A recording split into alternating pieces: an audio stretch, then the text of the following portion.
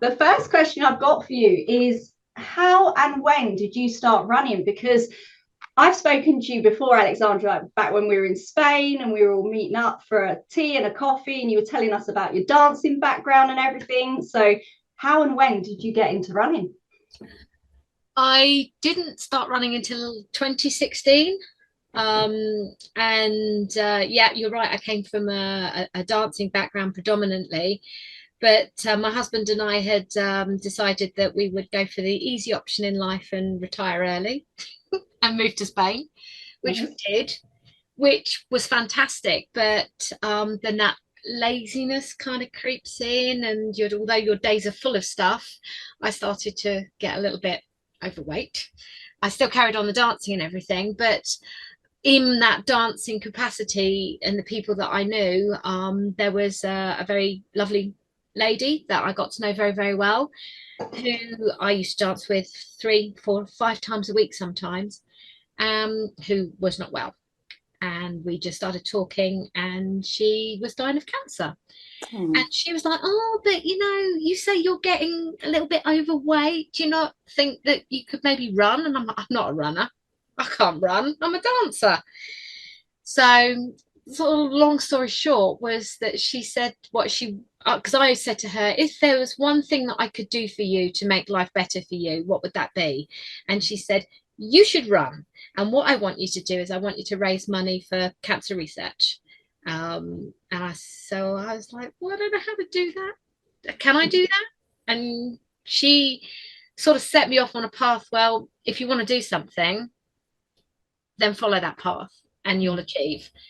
And so that's what I did. And her challenge to me was, or Helen, her name was, Helen's challenge to me was she wanted me to do learn to run. Yeah, whatever. Running's easy, right, John? One foot in front of the other. And the challenge was to do the race for life 5K, then the 10K, and then up it gradually to the half marathon, and then whatever came next. And so she set me 5K challenges, 10K challenges, half marathon, and I managed to do them all except the marathon before she died. Oh. Um, and that's what set me on the path of running. And I've got to tell you, I hated every moment of it. Every time I lined up, I was like, what am I doing? And then I reminded myself what I was doing and why I was doing it. And then one day I had this epiphany. Actually, I'm quite enjoying this. And when did that turning point come about for you, Alexandra? I think the turning point came because she didn't see me do the marathon. I was like, oh, I don't need to do that then. And I was like, oh, actually, no, I do need to do that. Mm. So after the half marathon, I was interviewed by Eagle Radio in Surrey. I was like, I am never, ever, ever, ever running it again, especially not this. And then I remembered my promise. And the epiphany was I had to change my mindset. So I had lost a lot of weight. I got much fitter. I started feeling more healthy in myself and more healthy here.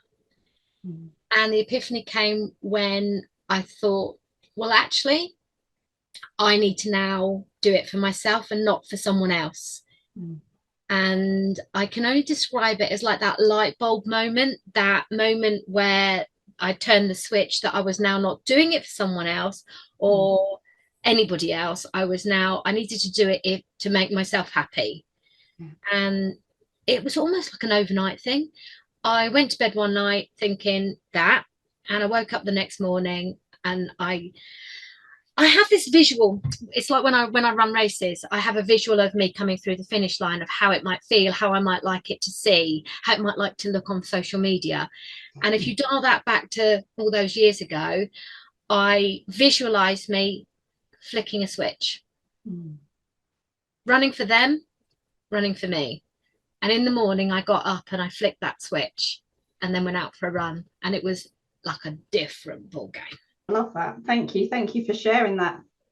And as I said earlier, in the introduction, you have run across a huge range of distances from 5k to 100k. You know, you've done that both on and off the road as well. And recently I was reading an article that you had written, where you said, I think that it is important to emphasize that we should try not to limit ourselves within a box or within a category. So can you just dive a little bit deeper as to what you meant by this?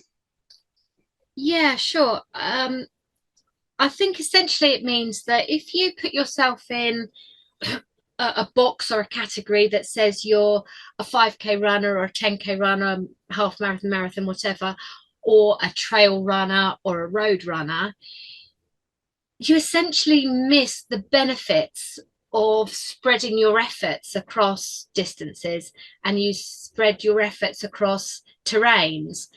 So, for instance, if you want to become a strong road runner, for instance, you'll advocate, Linny, that you need to have that strength and you need to have that core strength. And that's not just core here, but that's the core, like, you know, essentially the whole body needs to be strong to do that.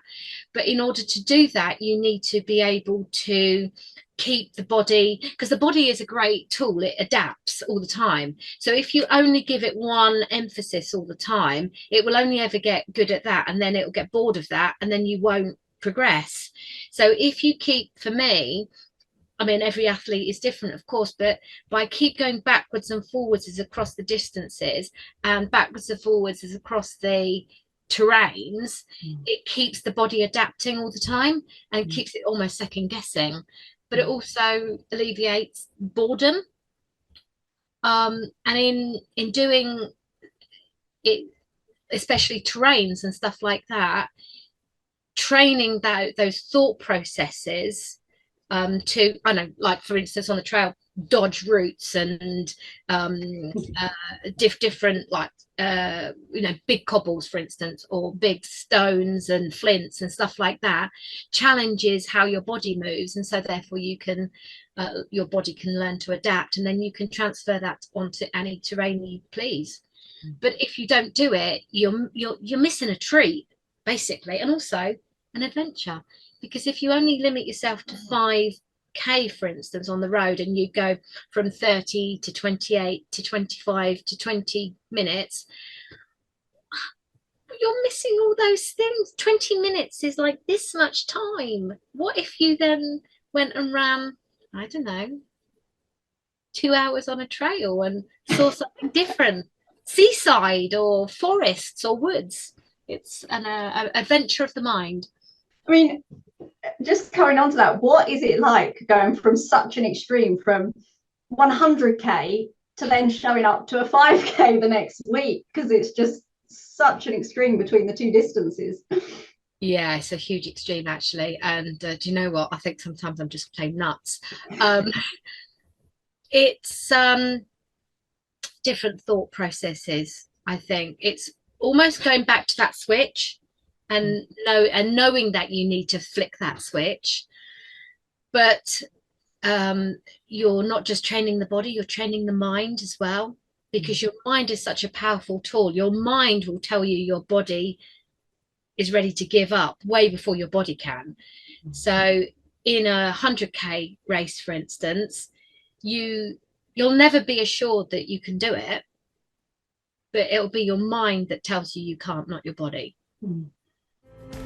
That's really interesting, that.